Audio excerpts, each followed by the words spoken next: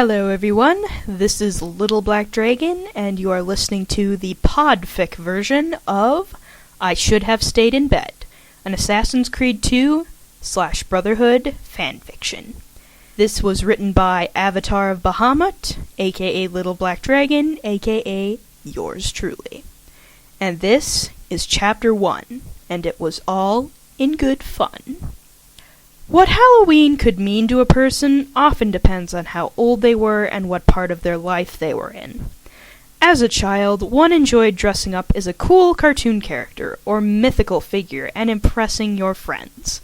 The adults gave you candy more than any other time of the year. It was pretty much a time to be silly and wild, and it was all in good fun. Halloween for a college student, however, was very different, at least at this university. Halloween was an excuse to throw wild parties, dress up in seductive costumes, and basically get yourself wasted. Or, that's how Siona saw many of her peers celebrating the occasion. As far as she was concerned, she wasn't having anything to do with it. It seemed rather wasteful, especially since they were right in the midst of midterms. Not that a party couldn't be fun, but was it a requirement to look and behave like you had the common sense of a dung beetle? Siona Watson was a freshman at Peace Garden State, many hundreds of miles away from the windy city of Chicago where she was from. She was ambitious, diving right into her double major of mathematics and physics. It was tough work, but it was on subject matter that absolutely fascinated her. She wanted to uncover the inner workings of the universe and use her knowledge to revolutionize the world for the better. She was very studious and hard-working between many hours of schoolwork and a job washing dishes for one of the dining centers on campus. Wednesday was her day off, and it just so happened Halloween was on a Wednesday this year. She had only a couple of classes in the afternoon the next day, so if she wanted to stay out late, she could have. But what was there to do, really? She was too old for trick-or-treating, and not interested in the parties the frats were throwing tonight all over campus. The young woman was flopped over on her side on the top bunk in her dorm room, staring at the ceiling. She looked at her watch, which read 7:03 p.m. It was way too early to go to sleep, and her studying was done for the day. There was no choir practice tonight either. Her eyes wandered to her closet, which was open a crack. She had a costume, actually, but generally reserved it for trips to sci-fi conventions and other such things. It was a very long, dark blue robe with black and silver trim along the sleeves and a very large hood. It came with a belt, which had a couple of pouches as well, and Siona often added a walking stick as a personal touch. But it wasn't like she was going anywhere tonight. At least, not that she was planning. She sat up after a while, running her hands through her long, wavy wheat blonde hair, while she tried to think of something to occupy her time. She supposed she could get ahead in her studies if she really wanted to. Then again, maybe she should take a minute to relax. After all, she hadn't had much of a break since school started. After a few minutes, she heard footsteps and the turn of the doorknob to her room. "Hello!" The cheerful voice of her roommate reached her ears. She looked down to see the older girl come in, dressed in her normal green sweatpants and t-shirt, save for the fact she also wore cat ears on her head and a fluffy tail around her waist. She was similar to Siona in her build, if quite a bit taller, and her eyes were a much darker brown. "Good to see you. How was work, Karen?" Siona asked her dreamily, starting to feel her mind slipping into a dream. Karen pulled out a brush and quickly worked any mishaps out of her own chocolate-colored hair.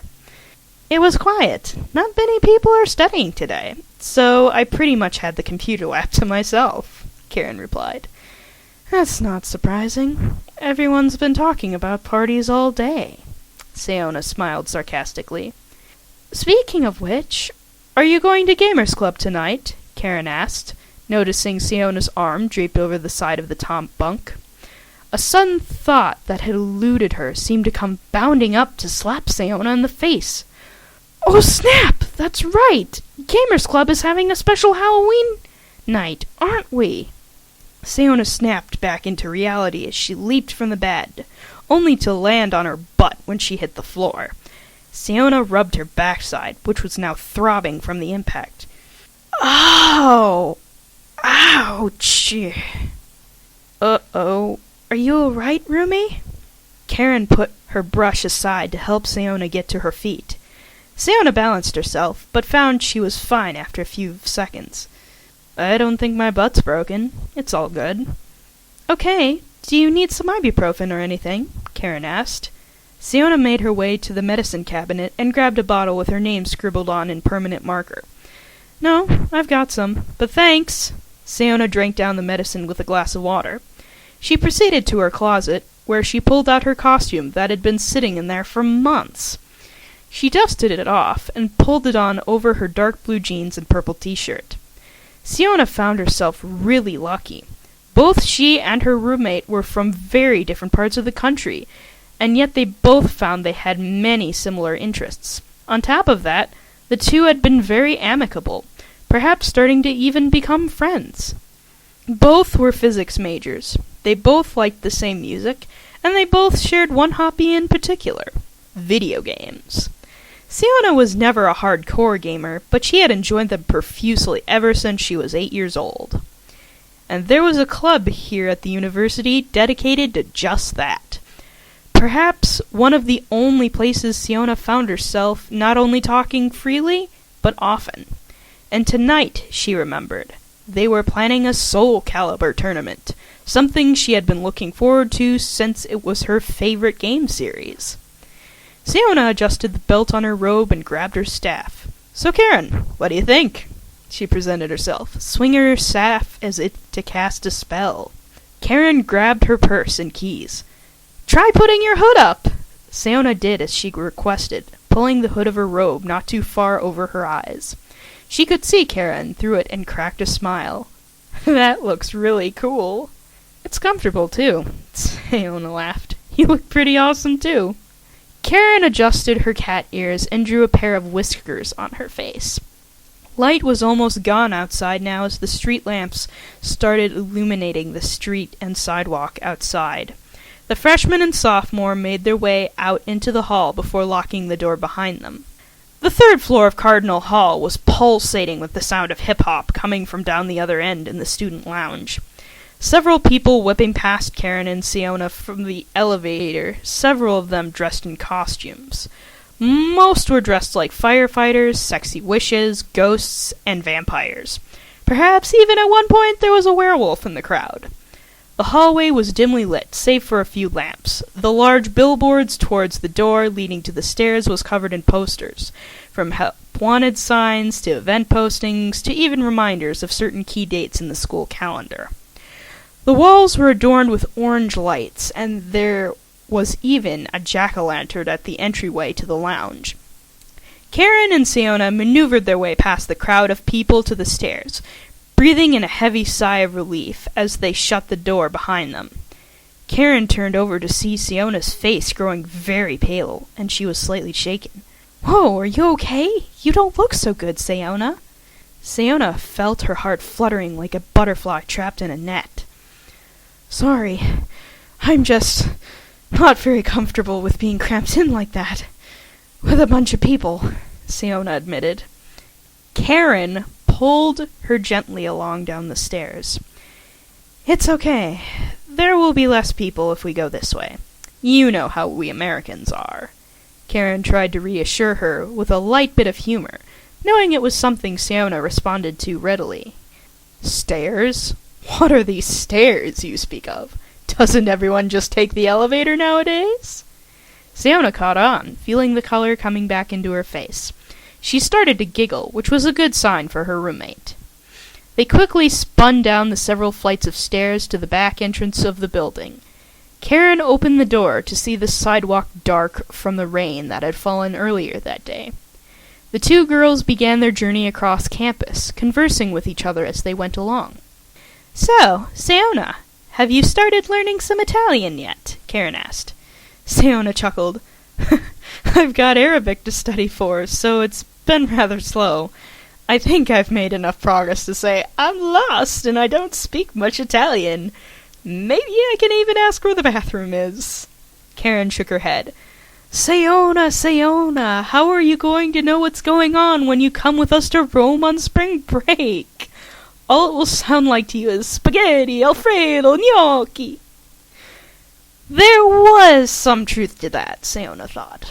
Karen and then the gaming club president, Nanette, her boyfriend Peter, and then another friend, Abdi, were all planning to fly to Rome in April for their vacation.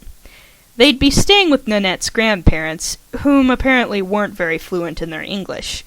They might be able to get away with a few words here and there, and there were several people in Italy who would speak English just fine, from what Sayona had heard. But, for the most part, she'd have to get used to speaking and understanding a language different from her own. Hey, don't worry too much about it, okay? We're still 6 months away from the trip. I'm just giving you crap. Sayona looked away as the two of them continued across campus. Hey, Karen? What's up, roomie? Sayona looked up at the clouds that made the sky seem even darker as night set in. She could hear the squeals and laughter of children hunting for sweets off in the distance. Thanks for looking out for me. Oh, hey, it's no trouble.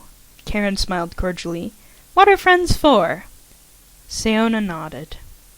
Friends, she repeated under her breath. She liked the sound of that, she thought. College was a new start, a fresh slate to begin a new story, a new life, a new person. She had grown from her time in high school as the nerdy, pizza-faced girl who sat in the corner slurping her orange juice at lunch. The building the club usually met in was the biology building, Valencia Hall. It was an older structure, with waves carved into the windows and door frames. It was made of sturdy brick, and even had a stained glass window in the other side featuring the likeness of a bald eagle. There was a sign just outside the front entrance, with the name of the buildings and the departments that were located within. Other than one class, Sayona was rarely here, but she admired how the building had aesthetic appeal compared to new, flashier buildings on campus that looked more institutionalized. Karen, on the other hand, had a class or two in the big lecture hall here. Sayona wondered what it was like, since the door was always locked for that part of the building whenever they were here for Gamers Club. Say, when's the next choir concert coming up? Maybe I could come this time and cheer you on, Karen asked. Sayona blinked, her mind coming back from yet another episode of wandering. Oh, in about 2 weeks. We're singing songs from West Side Story, Sayona replied, still partially on other things. Karen noticed her roommate was not quite all there, and looked her in the eye, and tried to bring her attention back. What are you thinking about? Sayona shook her head. Oh, I'm sorry. I was just thinking about the big lecture hall here.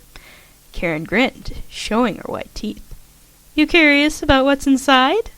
Yeah, I heard it's the biggest lecture hall on campus, Sayona quickly replied. There's even a rumor that there's a secret room behind the projector, Karen prodded Sayona as they went inside. Is there? I think it's just where some of the professors keep their supplies. It's really just a lecture hall like any other, just bigger, Karen told her. So then, why do some of the people on campus talk about it like it's this big secret? Well, it could be people trying to freak out the freshmen. Most of the classes held in there are upper division and graduate courses, Karen mused. Sayona couldn't help but laugh. Reminds me of how seniors back in my high school used to say there was a third floor when there were only 2. Seriously, you'd think people would grow up. Hey, some things about people never change. I bet you in ancient Rome there was stuff like this going on. Karen poked Sayona's shoulder. Hey, stop, I'm ticklish, Sayona giggled in response. She noticed the restroom a few feet away as they walked in the main hallway. There were displays of bones, taxidermies, and fossils along the stone walls. She was feeling a bit warm from the heavy robes and the hood on her face. I've got to run to the ladies' room. I'll see you at club. Siona could already hear sound effects coming from down one side of the hallways and to the right. She quickly walked inside to turn on one of the faucets, splashing her face with cold water. The lights were flickering a bit, but there was nothing out of the ordinary as far as she was concerned. She took her staff in hand and noticed a dark figure walk past her when she returned to the main hall. She turned her head, but couldn't see anything. Then she saw, at the other end of the side hallways, the door to the lecture hall was wide open. She could have sworn it wasn't when she was just there 5 minutes ago. Maybe one of the clubs was having a party? But she couldn't hear any music. She couldn't hear any voices coming from there at all. Maybe she could just take a minute to peek, she thought. If there was nothing there, she would leave and be on her way to romping with her sorceress character in Solar Calibur in no time. She strolled down the hall, noticing the room up ahead was brightly lit. There were several rooms on either side, but they were dark and locked. Siona peered through the open door, seeing the dark figure again, disappearing behind the projection screen. "Hello? Is someone here?" At first, there was no answer. She saw there were at least a couple hundred seats stretching from one side of the room to the other. It really was a big classroom. "I'm sorry to intrude," she said, cautiously entering in. "I just didn't know if there was anything going on tonight here. I'll leave if this is some sort of faculty—" Just then, the door slammed shut behind her, and she heard a gasping sound from the other side of the projection screen. She turned around to go back out, but the door was locked. She pulled at the door, but it wouldn't budge. She started to freeze up, terrified at what was happening. The lights went out, save for a light that was coming from the front of the lecture hall. Could this be some sort of prank? She followed the light, hearing another gasp behind the screen. She saw some movement as the screen flapped a bit. "Okay, very funny," she muttered, feeling an uneasy anticipation building in her stomach. Any moment now, some person was going to jump out at her in a crazy costume and scare her, right? It was all in good fun. It couldn't be anything sinister. Unless... She took her staff with both hands, ready to beat the first person who came out over the head. "Joke's over!" she yelled, her voice echoing throughout the room, but there was no answer. She was now just inches away from the screen. There was then the sound of a low rumble. She ran through with her staff, lunging at whatever might be behind the screen. But as she made her way past it, and the screen flipped over and back to its original position, all she could see was darkness. But wasn't there a light before? The floor in the back area creaked and felt a little weak under her stride. She stretched out her staff into the black, so far not finding anything. After a few feet, she heard a muffled noise up ahead, and suddenly a light turned on in front of her. There was an old-looking door with a sign, "Do not enter," firmly stuck to it. There was a closet nearby labeled for containing supplies and such, but it looked undisturbed. She heard the rumbling again, this time realizing that whatever was making all of these noises, it was coming from behind that door. "You shouldn't be in there, guys. What if one of the BSTs catches you in there?" There was no answer. "Come on! I saw someone go back here!" Siona looked back before turning the knob on the door and swinging it open, her staff at the ready. There was a light bulb flickering inside, but there was still nobody there. It was an empty gray room, from initial observation. She tiptoed into the room, not wavering from being ready for a surprise. But as soon as she walked inside, she looked down to see a big hole in the floor. The scent of coppery water wafted into her nostrils, and she could hear a sound like a fountain flowing, coming from the gaping hole in the floor.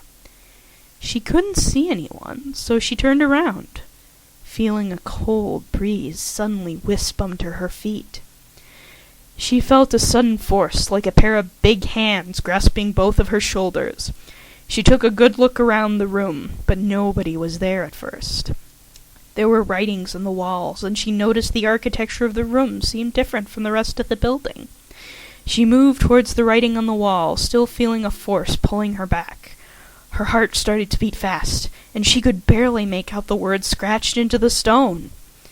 Before she could have time to fully read the words, she felt the force grow stronger on her as she felt a sudden shove, causing her to fall into the hole. She tried to grab onto the edges, but was cut by splinters as she began her descent down into the abyss below. What was down there she could not see, but she could hear the sound of the flowing water growing louder and louder. As she looked up, she could see light coming from the hole from the room above. Then she saw a familiar form, the dark figure she had followed into the lecture hall. She couldn't make out any features as she fell down, and down, and down. Suddenly, the light faded, and now everything was pitch black. She suddenly started to feel things changing around her when her body finally hit some sort of body of water, feeling a sudden pain and hearing a large splash ringing in her ears. Siona could sense water beginning to rush into her ears and nose, but she somehow felt no suffocation. Her body became enveloped as she heard a low voice hiss all around her, and then everything went silent, and all feeling went numb.